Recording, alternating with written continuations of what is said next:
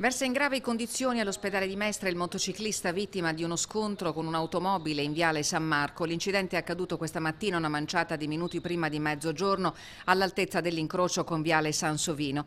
Da subito le condizioni del motociclista sono apparse gravi al personale del 118 che l'ha stabilizzato e successivamente imbarellato e trasportato all'ospedale.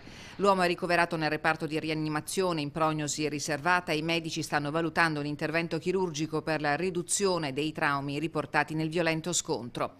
È andata meglio alla conducente dell'auto, una Peugeot Station Wagon, le cui condizioni di salute valutate al pronto soccorso sarebbero state giudicate guaribili in tempi relativamente brevi.